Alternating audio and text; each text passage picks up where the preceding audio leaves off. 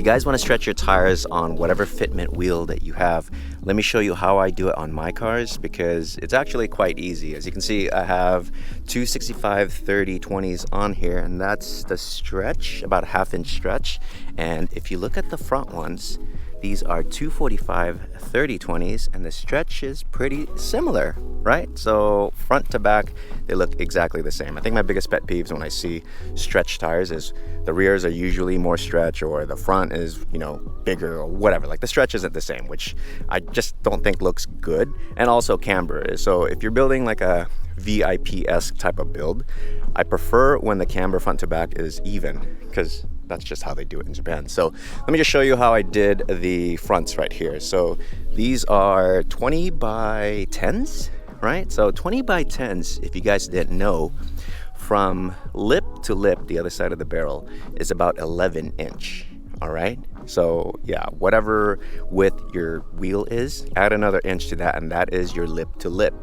So then I went on Toyo Tire's website. These are the new Proxys Sport 2s, and they stretch pretty nice. And I'm not condoning stretching, but this is just my style. So I looked up 245/30/20, and it says on there the inflated width is about 10 inches. Now, 10 inches when it's inflated like this, that's the width.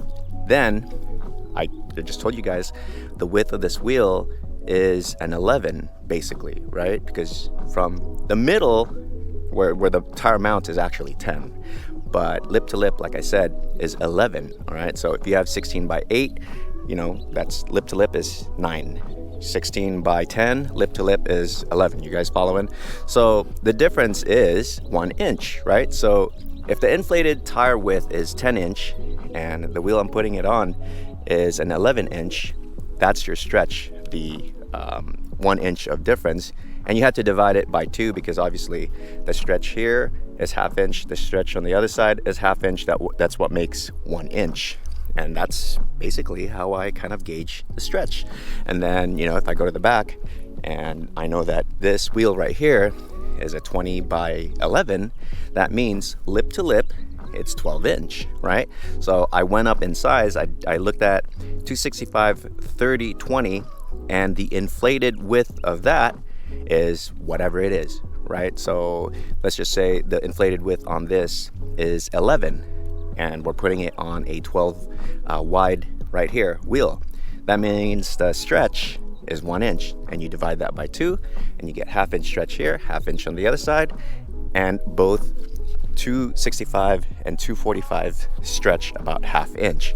If you guys can follow that, it's pretty easy. If you're still lost, watch it again. But that's usually how I measure stretch, and it's super easy. You don't have to put on tires, see how it looks manually, and then take it off and get another tire, because you can just do the math. Again, if you guys don't know where to find the data on like inflated width, inflated diameter, overall diameter, all that stuff, it's usually on the tire manufacturer's website. So if you go on toyotires.com, for example, you look up the Proxys Sport 2 and you look for 265/30/20, it'll come up and it'll show you all that data, and then you can do your math.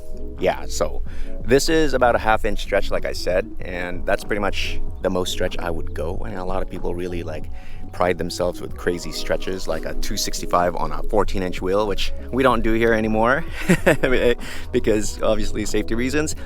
But you can find all that data on there without having to manually mount wheels on the tire. And it's just the best way to do it, because dude, I've done it before back in the day when I didn't know how to do the math.